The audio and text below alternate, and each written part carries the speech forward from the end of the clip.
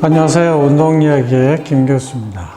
자, 오늘 Q&A 시간에는 구독자 현님께서 주신 내용을 영상으로 만들어 봤습니다.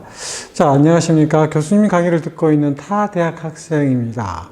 궁금한 게 있는데 에너지 연속체의 공약수는 시간인데 그래프에서는 시간이 아닌 운동 강도, 환기량으로 정해졌는데 경우에 따라서 다른 건가요? 시간으로 따진다면 그래프에서 스프린터는 유산소 시스템으로 들어가야 맞겠지만 강도로 따진다면 이너질 시스템이 맞아서 궁금해서 댓글을 남깁니다. 이렇게 질문을 해주셨어요. 질문 감사드리고요. 아마 제가 올린 영상 중에서 에너지 연속체라고 하는 그 영상을 보시고 질문을 주신 것 같아요. 먼저 이제 에너지 연속체에 대해서 잠깐 설명을 드리고 궁금하신 내용에 대해서 답변을 드리도록 하겠습니다. 자, 제 영상에서 보면 에너지 연속체라는 개념이 있는데 이 에너지 연속체라는 개념은 다른 말로는 에너지 컨티넘 이렇게 쓰고 있는 내용들이거든요. 자, 에너지 연속체, 에너지 컨티넘이라는 것은 무슨 얘기냐면 어떤 운동을 시작을 해서 운동이 끝날 때까지 우리가 이제 에너지 시스템을 세 가지가 있다고 배웠는데 한 가지의 에너지 시스템이 동원되는 경우가 굉장히 적고 일반적으로 한 가지 에너지 시스템에서 두 가지 또는 두 가지에서 세 가지 시스템이 연속적으로 이어지면서 에너지가 사용이 된다. 이런 개념을 설명하는 것이 에너지 연속체라는 개념이에요.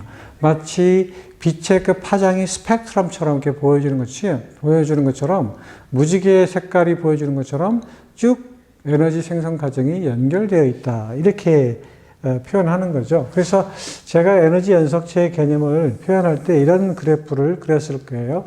여기 Y축을 환기량이라고 제가 표현을 했고, 자, 여기는 이제 휴식이라고 표현했고, 처음 여기서 이제 운동을 시작을 하게 되면 이제 걷기를 하고, 그 다음에 조깅 같은 것을 하고, 그 다음에 마지막에 스프린트라고 표현을 했던 거거든요. 그러니까 현님께서 생각했던 질문 중에서 왜 운동 강도를 환기량으로 했느냐 이런 얘기인데 보통 이제 운동 강도는 여러 가지로 이제 표현할 수가 있어요. 이렇게 운동을 하다 보면 운동이 이제 처음에는 쉬웠다가 점차적으로 운동이 지속 시간이 길어지면 운동이 힘들게 되잖아요. 그래서 운동 강도를 보통 환기량으로 표현하거나 아니면 VO2를 가지고 표현하거나 경우에 따라서는 심박수를 가지고 표현하거나 MNT 다양하게 표현하는 건데 제가 여기서 표현한 것은 그냥 환기량으로 표현한 것 뿐이에요. 그리고 아까 의문이 갔던 것은 무슨 얘기냐면 에너지 연속체의 공약수는 시간이다. 그래서 처음 시작할 때는 물론 큰 의미가 없겠지만 마지막 스프린트에 도달하는 시간에는 여기에는 시간이 이제 길어지니까 공약수대로 얘기를 하게 되면 여기는 유산소성 에너지 시스템이 사용이 되는 것이 맞는 것 같은데 스프린트 자체는 인원질 시스템에 의해서 아니면 젖산 시스템에 의해서 에너지가 동원되는 거 아니냐 이렇게 질문을 주셨던 거거든요. 충분히 그렇게 생각하실 수가 있어요. 자, 그러면 제가 여기서 이제 궁금한 점을 좀 풀어드리자면 스프린트라고 하는 단일 종목을 가지고 얘기를 할 때는 유산소 시스템이 아니라 인원질 시스템이나 이게 이제 해당 작용까지는 가지 않을 것 같아요. 보통 이제 인원질 시스템, ATP, CP 시스템에 의해서 에너지가 공급되는 것이 맞아요. 맞지만 제가 여기서 설명하는 것은 에너지 연속체의 개념으로서 에너지가 사용되는 공약수가 시간으로 봤을 때 이것을 한 가지 걷기 운동 또는 조깅 운동 또 스프린트 운동 이렇게 단일 운동의 개념으로 본 게 아니라 운동 강도를 낮게 해서 점차적으로 운동 시간을 길게 했을 때, 즉 한 가지 종목이 아니라 여러 가지 종목을 운동 강도가 낮고 운동 강도가 중간이고, 그 다음에 운동 강도가 고강도일 때 에너지 연속체의 스펙트럼이 어떻게 사용이 되는지 그걸 설명하려고 이 에너지 연속체의 개념에 대해서 그래프를 그렸던 거거든요. 그러니까 생각했던 것처럼 처음에 시작할 때는 ATP, CP 시스템이 동원되겠죠. 그러다가 이제 시간이 좀 지나면 뭐 1분 30초부터 지나게 되면 해당 작용이 동원되겠죠.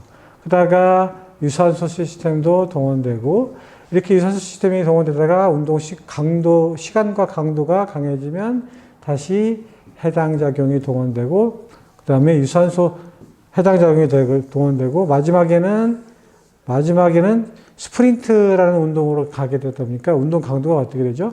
고강도로 가는 거죠. 그러니까 여기는 이제 다시 ATP, CP 시스템이 동원된다. 이렇게 다양한 운동 강도를 가지고 운동을 한 경우에 이렇게 에너지 스펙트럼이 변화될 수 있다. 이렇게 제가 설명을 드렸던 거예요. 그러니까 이런 것들이 이제 이해를 못 하셨으면 왜 스프린트는 인원질 시스템이 동원되는 건데 에너지 연속체 개념으로는 시간이 3분 이상 길게 가는 거 아니냐. 그러니까 유산소성 시스템이 동원돼야 되는 것이 맞는데 그 부분이 좀 이해가 안 된다. 이렇게 생각하신 것 같아요. 이것은 에너지 연속체의 개념을 설명하기 위해서 다양한 운동을 강도별로 구분해서 처음 시작해서 끝날 때까지의 과정을 제가 설명을 했기 때문에 그렇게 얘기가 되는 거예요. 그래서 우리가 운동을 시작해서 운동이 끝날 때까지는 운동이 쉬운 과정도 있고 운동이 중간 단계도 있고 운동이 어려운 단계도 있죠. 힘든 단계도 있죠. 그래서 그런 과정과 단계를 갈 때 이런 에너지를 공급해주는 여러 가지 그 시스템이 하나만 사용되는 게 아니라 이와 같이 복합적으로 연속적으로 이어져서 사용이 된다. 그게 이제 에너지 연속체의 개념이다라고 제가 설명을 드리기 위해서 했던 거고, 단일 종목, 예를 들어서 걷기를 갖고 얘기를 해볼까요? 걷기를 가지고 예를 들어서 10분 동안 운동을 했다. 그러면 이건 어떻게 되죠? 처음 시작할 때는 ATP, CP가 동원되지만 10분 정도의 운동을 하게 되면 이건 거의 뭐죠? 유산소성 시스템에 의해서 에너지를 공급해 주는 게 맞죠.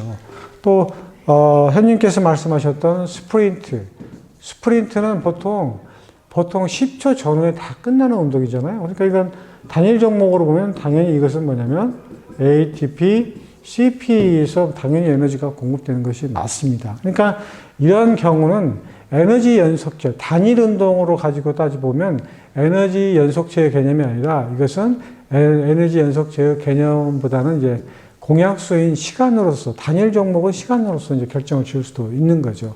하지만 계속해서 천천히 운동하다가 마지막 부분에서 예를 들어서 스프린트를 한다. 그리고 운동 시간이 길어졌으니까 유산소에 의해서 공급되는 거 아니냐. 뭐 그렇게 생각할 수도 있는데 유산소에 의해서 쭉 공급되어 왔다 하더라도 갑자기 운동 강도를 스프린트로 강하게 하게 되면 유산소보다는 어떻게 되죠? ATP, CP에 의해서 공급될 수도 있다. 이렇게 볼 수가 있는 거예요.